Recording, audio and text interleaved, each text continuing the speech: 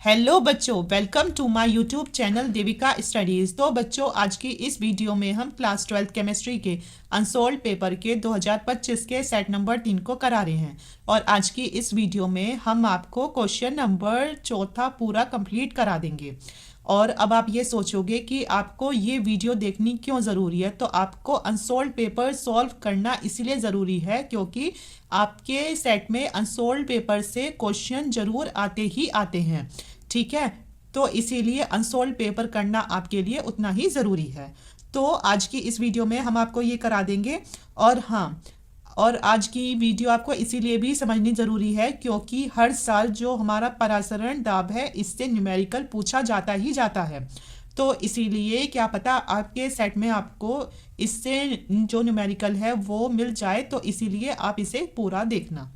आज हम इसके पार्ट नंबर 3 को लेकर आए हैं। जिसने इसके पार्ट नंबर 1 और 2 को नहीं देखा तो वो हमारे चैनल पर जाकर वीडियो को ज़रूर देखें।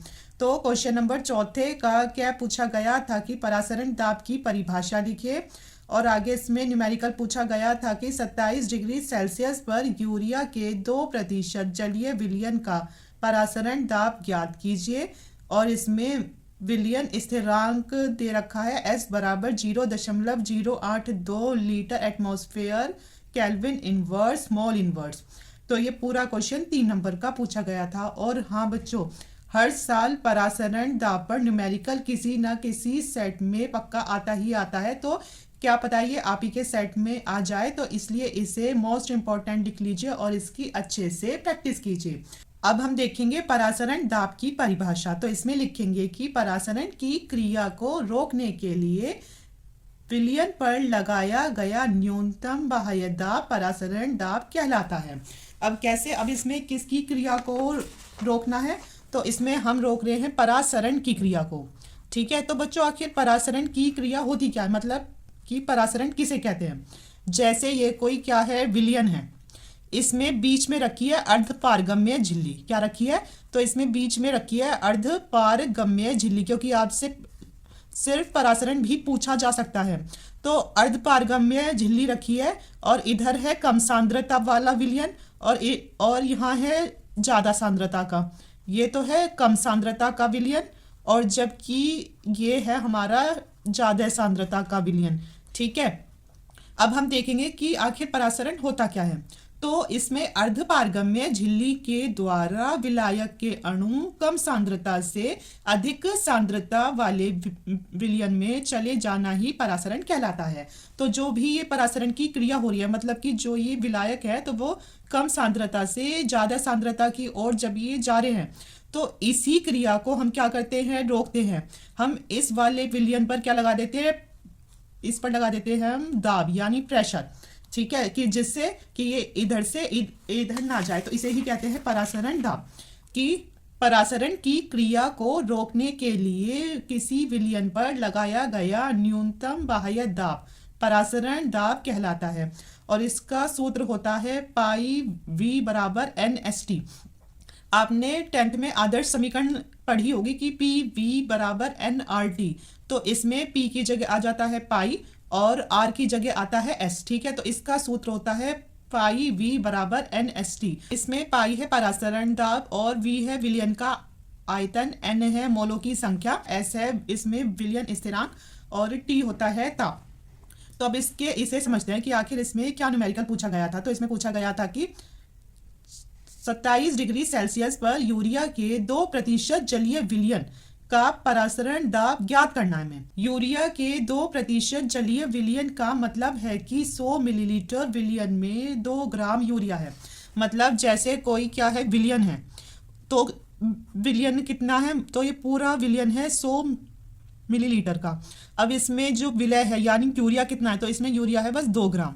ठीक है, तो अब इसका सूत्र क्या होगा, तो जो इसमें 100 मिलीलीटर है वो क्या है, विलयन है, और इसमें जो 2 ग्राम है ये है इसमें यूरिया यानी विलय, जो कि कम मात्रा में होता है। तो इसका सूत्र होता है पाई वी बराबर NST। और आपको एक बात बता दूं, एग्जाम में इसे लिख कर नहीं आना, ये तो आपको सिर्फ इसका जो मतलब है उसको समझाने के लिए बताया गया है। ठीक है, तो हमारा सूत्र है पाई वी बराबर NST। अब इसमें हमें सिर्फ इसका मान निकालना है पाई का, तो हो जाएगा पाई बराबर NST और जो V है वो आ जाएगा इसके नीचे। अब ये N क्या है, N आपको इसमें बताया था N क्या था, तो N होती है मोलों की संख्या। ठीक है, तो चूंकि N बराबर होता है W/M के, और यहाँ W क्या है, W है भार और M है यहाँ अणु भार। ठीक है, तो हो जाएगा अब इस N की जगह हम रखेंगे W/M रख दिया, और गुना में क्या है V है, ऊपर क्या है ST। तो अब हम इसमें इस सूत्र का यूज करेंगे। ठीक है, तो सबसे पहले हम इसमें क्या निकालेंगे, तो इसमें हम निकालेंगे यूरिया का अणु भार यानी M का मान। यूरिया का अणु भार M का मान इसमें हम निकालेंगे, और इसे आपको निकालने की जरूरत नहीं है, इसे आप ऐसे भी याद रख सकते हो। आपको मैंने पिछली वीडियो में भी ये बताया था कि इसका अणुभार अधिकतर आपके जो न्यूमेरिकल होते हैं उसमें यूज होता है, तो इसीलिए आपको पता होना चाहिए कि इसका अणुभार होता है 60। कितना होता है, तो इसका अणुभार होता है 60। पर अगर आपको निकालना हो तो फिर भी देख लीजिए NH2CO, NH2 इसका सूत्र होता है, तो फिर नाइट्रोजन का होता है 14, हाइड्रोजन का होता है 1, प्लस कार्बन का होता है कितना 12, और ऑक्सीजन का होता है 16, प्लस नाइट्रोजन का होता है 14 और प्लस 2 गुना हाइड्रोजन का कितना 1। तो यहाँ हुआ 14 प्लस 2 प्लस, अब इन्हें अगर हम जोड़ेंगे तो आएगा 28 और प्लस 14 प्लस 2, तो इसे पूरे को जोड़ के कितना आया, तो इसे जोड़ के आ गया हमारा 60 M का मान। और इसमें हमें बाहर कितना दे रखा है W, तो वो दे रखा है 2 ग्राम। आयतन कितना है, आयतन है 100 मिलीलीटर, जो कि हमने ये इसमें माना था। आयतन कितना है, तो आयतन है इसका 100 मिलीलीटर। अब इस मिलीलीटर को किस में चेंज करेंगे, लीटर में, तो इसीलिए इसको 1000 से डिवाइड कर देंगे, तो आ जाएगा 0.1 लीटर आयतन आ गया। और S का मान क्या दे रखा है, तो इसमें S का मान दे रखा है 0.082 litre atmosphere kelvin inverse mole inverse. अब इसमें ये देखो कि अब चूंकि S का जो मान है तो वो किस में है, केल्विन में है, तो इसीलिए इसमें जो T का मान निकालेंगे तो वो भी हम केल्विन में कर देंगे। इसमें T दे रखा है कितना 27 डिग्री सेल्सियस, तो 27 प्लस 273 करेंगे जब ये हमारा केल्विन में चेंज हो जाएगा, तो हो गया हमारा 300 केल्विन। अब हमारा सूत्र क्या है, सूत्र है ये वाला क्या है, पाई बराबर WST/MV के, है ना। इसमें W की जगह आ जाएगा 2, S की जगह 0.082 और इसमें T की जगह है 300 केल्विन। फिर नीचे क्या आएगा, नीचे आएगा M का मान कितना है, M का मान है यहाँ 60 और आयतन कितना है, आयतन निकाला है 0.1। ठीक है, अब क्या काम करेंगे, इधर देखो दशमलव कितने स्थान पहले है, 1 2 3 स्थान पहले है, और इधर है 1, तो इसे भी 3 स्थान कर लो, तो 1 2 3, तो इस दशमलव से ये दशमलव हट गया। ठीक है, इस 2 जीरो से ये 2 जीरो हट गई। ठीक है, और ये 3 से 3 कटा, 3 दूनी 6 जीरो, ये आया 2 एकम 2 जीरो, तो ये आ गया हमारा 8/2/10 मतलब 82/10, 82/10। जब इसे इससे भाग करेंगे तो आ जाएगा 8.2 एटमॉस्फेयर, यानी इसे कहते हैं वायुमंडल। हिंदी में ऐसे हो लिख सकते हैं और इंग्लिश में ऐसे कर सकते हैं इसे। ठीक है, तो यही इसका आंसर है, क्योंकि इसमें हमसे क्या पूछा गया था, इसमें पूछा गया था पाई का मान। अगला क्वेश्चन पूछा गया था, क्वेश्चन नंबर 4 का ख पूछा गया था कि फैराडे के विद्युत अपघटन के नियमों को समझाइए। तो ये क्वेश्चन मैंने आपको सेट नंबर 1 क्वेश्चन नंबर 5वें के क में पूछा गया था, तो उसमें पूरा अच्छे से एक्सप्लेन करके समझाया हुआ है, तो आप उसमें जाकर देख लीजिए। अब इसमें अगला क्वेश्चन पूछा गया था कि NH3 का प्लेटिनम की सतह पर अपघटन शून्य कोटि की अभिक्रिया है, कि जो NH3 है यानी अमोनिया गैस है, उसका अगर प्लेटिनम की सतह पर अपघटन करते हैं तो वो क्या है, तो वो एक शून्य कोटि की अभिक्रिया है। तो बच्चों आखिर मतलब शून्य कोटि की अभिक्रिया होती क्या है, तो जो शून्य कोटि की अभिक्रिया होती है उसका वेग अभिकारकों की सांद्रता पर निर्भर नहीं करता है। अभी वो समझेंगे इसे। और आगे दिया है N2 एवं H2 के उत्पादन की दर क्या होगी, और आगे इसमें K का मान दे रखा है, K बराबर 2.5 गुना 10 की घात -4 mole litre inverse second inverse. तो ये न्यूमेरिकल भी 3 नंबर का पूछा गया था। तो हम क्या काम करेंगे, सबसे पहले हम इस प्लेटिनम यानी पीटी इसकी सतह पर NH3 का अपघटन करेंगे। ठीक है, तो NH3 है ये गैस हमारी। अब इसका अपघटन करना है किसकी सतह पर, प्लेटिनम की सतह पर। अगर आपको इस क्वेश्चन में समझ नहीं आ रहा कि इधर क्या क्या आएगा तो आपकी हेल्प के लिए एग्जामिनर ने इसी क्वेश्चन में N2 और H2 के उत्पादन की दर पूछ ली है। तो अगर हम NH3 का अपघटन करते हैं तो हमें N2 और H2 प्राप्त होती है। मतलब एक होती है हमें कौन सी गैस प्राप्त, नाइट्रोजन गैस, और दूसरी होती है हमें हाइड्रोजन गैस प्राप्त। ठीक है, अब आप खुद देखो, इधर हाइड्रोजन कितने हैं, 3 हैं, और इधर कितने हैं, 2 हैं। तो हम, और इधर नाइट्रोजन कितने हैं, 2 हैं, इधर 1 है, तो इसे कर लो 2 नाइट्रोजन। तो ये तो हो चुकी है संतुलित। पर अगर इसमें हाइड्रोजन को देखें तो वो हो गया हमारा 3 दूनी 6, और यहाँ है 2, तो इधर लगा लो 3, हो गया 3 दूनी 6। तो आपको समझा दूं कि जो इससे उल्टे हाथ पर होते हैं तो ये होते हैं अभिकारक, और जो हमारे सीधे हाथ पर होते हैं तो ये होते हैं उत्पाद। इधर मैं आपके लिए लिख देती हूँ कि उल्टे हाथ पर क्या, तो उल्टे हाथ वाले होते हैं अभिकारक, कि आपको बाद में आसानी हो, और जो सीधे हाथ पर होते हैं तो ये होते हैं उत्पाद। ठीक है, अभिकारक होते हैं जो कि हमारे उल्टे हाथ पर होते हैं, और उत्पाद होते हैं जो हमारे सीधे हाथ पर होते हैं। तो अब जो ये शून्य कोटि की अभिक्रिया है उसमें आखिर होता क्या है, तो अब हमें इसमें निकालना है अभिक्रिया का वेग। पहले अभिक्रिया का वेग कह लो या अभिक्रिया की दर कह लो, एक ही बात होती है। ठीक है, इसका वेग या दर, इसे रेट ही कहते हैं और इसे आर से दर्शाते हैं। तो इस अभिक्रिया का वेग कैसे निकलेगा, तो ये अभिक्रिया कौन सी है, तो ये अभिक्रिया है शून्य कोटि की अभिक्रिया। और अभी मैंने आपको समझाया था कि जो शून्य कोटि की अभिक्रिया होती है उसका वेग अभिकारकों, अभिकारक कौन से, उल्टे हाथ, तो अभिकारकों की सांद्रता पर निर्भर ही नहीं करता। मतलब उन्हें कोई मतलब नहीं है कि अभिकारकों की कितनी संख्या है। और अगर बात करें किसकी, सांद्रता की, आप ये समझोगे कि ये सांद्रता होती क्या है, तो जैसे अगर ये लिखा है ना, और अगर उसके बाहर क्या लगा दो, ये लगा दो कोष्ठक, तो वो बन जाती है उसकी क्या, सांद्रता। ठीक है, तो इधर यही बात हमने आपसे कही है कि जो हमारी शून्य कोटि की अभिक्रिया का वेग होता है तो वो अभिकारकों की सांद्रता पर निर्भर नहीं करता। मतलब उसे ऐसा कोई मतलब नहीं होता कि इसकी कितनी सांद्रता है। ठीक है, तो मतलब तो जो शून्य कोटि की अभिक्रिया होती है उसकी सांद्रता के ऊपर लग जाता है 0, जिससे ये 1 बन जाती है। अब जब हम अभिक्रिया का वेग करते हैं तो क्या होता है कि जो अभिकारक होते हैं उनकी सांद्रता में कमी आ जाते हैं। क्या आ जाती है, तो उनकी सांद्रता में कमी आ जाती है। तो इधर क्या आएगा, तो उल्टे हाथ पर आता है इसमें माइनस का चिन्ह।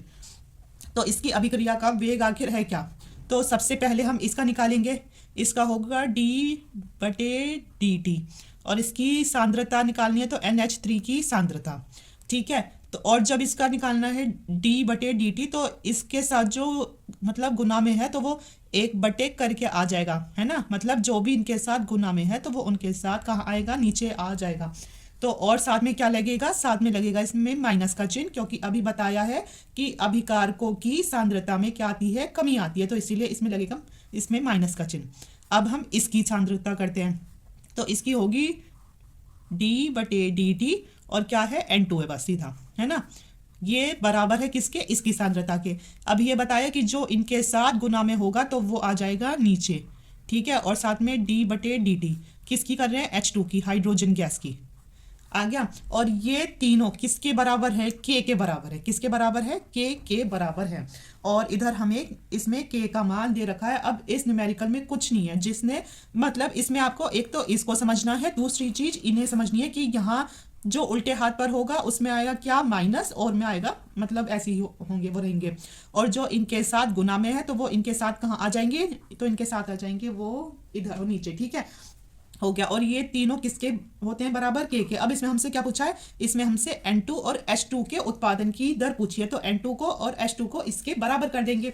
तो करते हैं, तो सबसे पहले हम इसकी निकालते हैं कि N2 के उत्पादन की दर, N2 के उत्पादन की दर। अब इस क्वेश्चन में कुछ नहीं है, सिर्फ उतना ही क्वेश्चन था। ठीक है, अब तो सीधा आंसर ही आएगा आपका। N2 के उत्पादन की दर है इसमें हमारा d/dt N2, जो कि बराबर है किसके, k के, और यहाँ हमें k का मान दे रखा है। d/dt N2 बराबर k का मान कितना है, तो ये रहा, तो आ जाएगा हमारा k का मान 2.5 गुना 10 की घात -4 mole litre inverse second inverse. तो ये एक तो आंसर आ गया हमारा ये। ठीक है, क्योंकि एक तो इसमें N2 का पूछा गया था। अब निकालेंगे इसमें H2 का, तो वो भी आसान है बहुत। अब हम इसमें निकालेंगे H2 के उत्पादन की दर, H2 के उत्पादन की दर। तो H2 के उत्पादन की दर क्या थी, ये थी। तो इसमें क्या है, इसमें ये नीचे है d/dt और H2 हो गया। तो ये बराबर किसके, k के। और k का मान कितना, 2.5 गुना 10⁻⁴ mole litre inverse second inverse एक, और इधर है 1/3 d/dt H2। अब क्या काम करेंगे कि जो ये 3 नीचे है, अगर इसकी क्रॉस मल्टीप्लाई, मतलब ऐसे 1/3 नहीं हो, समझो ये k है, इसकी इसके साथ हो जाएगी फिर क्या, गुना। तो ये इधर आ जाएगा। तो हो जाएगा d/dt H2 बराबर होगा 3 गुना 2.5 गुना 10⁻⁴ mole litre inverse second inverse. तो हो जाएगा d/dt H2। अब इसके साथ गुना करेंगे तो आ जाएगा 75, यानी 7.5 गुना 10⁻⁴ mole litre inverse second inverse इनका आंसर आ जाएगा। तो इस क्वेश्चन में कुछ नहीं था, ये इतना आसान क्वेश्चन है, इसमें ना कुछ कैलकुलेशन थी आपके लिए, ना कुछ था। इसमें सिर्फ क्या करना था, इसमें जो ये दे रखा है कि पहले इसका अपघटन कर दिया, ठीक है। फिर जो इसमें मेन चीज़ है आपको यही होनी है याद, ठीक है। और फिर ए इसका तो यही है, सिंपल के का ही मान है, और इसका बस इसमें के मान में इसकी गुना कर देंगे 3 की, तो ये इसका आंसर आ जाएगा। अब अगला क्वेश्चन पूछा गया था कि निम्नलिखित आयन के जलीय विलयन का रंग लिखिए। तो इसमें ये 3 दे रखे हैं और आपसे ये 3 नंबर का पूछा गया है। तो इसमें क्या होगा, तो इसमें सारा का सारा खेल है किसका, एक तो होते हैं युग्मित इलेक्ट्रॉन, एक होते हैं अयुग्मित इलेक्ट्रॉन। तो बच्चों युग्मित होते हैं जिनके पेयर होते हैं, यानी जिनके जोड़े होते हैं, और जो अकेले होते हैं तो उन्हें कहते हैं अयुग्मित इलेक्ट्रॉन। और जो युग्मित होते हैं तो वो देते हैं सफ़ेद रंग, यानी वे कोई भी कलर नहीं देते हैं। और जो अयुग्मित इलेक्ट्रॉन होते हैं तो वो कलर देंगे, ठीक है। आ गया समझ में। तो बच्चों यही बात हमने इसमें लिखी है कि यदि किसी संक्रमण तत्व के उपकोश में अयुग्मित इलेक्ट्रॉन होते हैं तब वह रंगीन दिखाई देते हैं, यानी कलरफुल। और यदि युग्मित इलेक्ट्रॉन होते हैं तब उन आयनों का रंग सफ़ेद होता है, ठीक है। तो आइए अब हम देखते हैं। सबसे पहले हमें इसमें दे रखा है क्या, तो इसमें दे रखा है जिंक, और जिंक के ऊपर दे रखा है 2+। तो इसे कैसे करेंगे, तो सबसे पहले आपको इसका परमाणु क्रमांक पता होना चाहिए। तो जिंक का परमाणु क्रमांक कितना होता है, तो इसका होता है 30, और इसका इलेक्ट्रॉनिक विन्यास होगा 1s2p6, फिर होगा 3s2 3p6, फिर होगा 4s2 और 3d10, ठीक है। तो और इसमें क्या है, जिनके ऊपर है 2+ का चार्ज, यानी कि S क्या काम करेगा, S अपने 2 इलेक्ट्रॉन इसे दे देगा। मतलब S का मतलब है इसमें कि S अपने 2 इलेक्ट्रॉन का त्याग कर देगा, ठीक है। S क्या काम करेगा, S अपने इसमें 2 इलेक्ट्रॉन का त्याग कर देगा। तो क्या हो जाएगा अब इसका इलेक्ट्रॉनिक विन्यास 1s2 2s2 2p6 3s2 3p6, और ये तो हट ही गया तो आया 3d10। तो बच्चों जब भी चेक करना हो कि ये युग्मित इलेक्ट्रॉन है या अयुग्मित इलेक्ट्रॉन है तो हमें इनके डी कक्षक को ही देखना होता है। और डी में कितने डिब्बे होते हैं, तो डी में होते हैं 5 डिब्बे, 1 2 3 4 5। और इसमें कितने इलेक्ट्रॉन भरने हैं, 10, 1 2 3 4 5 6 7 8 9 10। अब आप खुद देखो कि ये तो सारे पेयर्ड है, मतलब इनके तो सबके क्या बन रहे हैं, जोड़े बन रहे हैं। अब जब इनके जोड़े बन रहे हैं तो फिर ये कोई भी कलर नहीं देंगे, यानी ये कैसा कलर देंगे, तो ये देंगे हमारा सफ़ेद रंग। तो इसमें लिखोगे इलेक्ट्रॉन कैसे हैं, युग्मित हैं। इलेक्ट्रॉन युग्मित हैं तो रंग सफ़ेद होगा। कैसा होगा, तो रंग इनका सफ़ेद होगा। अब इसमें हमारा दूसरा क्वेश्चन पूछा गया था, कौन सा, दूसरा क्वेश्चन पूछा गया है किसका, कॉपर का। कॉपर पे 2+ है, तो आपको इसका परमाणु क्रमांक पता होगा, इसका होता है 29, मतलब जिंक से 1 कम। तो इसका होगा इलेक्ट्रॉनिक विन्यास 1s2 2s2 2p6 3s2 3s2 3p6 और 4s1, क्योंकि इसमें अपवाद होता है, क्योंकि पहले डी कक्षक को पूरा भरना पड़ता है, ठीक है। तो अब इस पर देखा आपने क्या है, 2+ है, तो इसका मतलब S के पास इस बार 2 इलेक्ट्रॉन तो है नहीं कि ये इसको दे देगा, तो ये अपना 1 इलेक्ट्रॉन त्याग देगा और 1 इलेक्ट्रॉन ये त्याग देगा D, ठीक है। तो हो जाएगा 1s2 2s2 2p6 3s2 3p6। अब ये तो हट गया 4s, अब बचा 3D, इसने एक और दे दिया तो ये बचा अब डी पे कितना 9। तो अब डी की बना दो कक्षा, 1 2 3 4 5 डिब्बे। अब इसमें इलेक्ट्रॉन भर दो, 1 2 3 4 5 6 7 8 9 हो गया।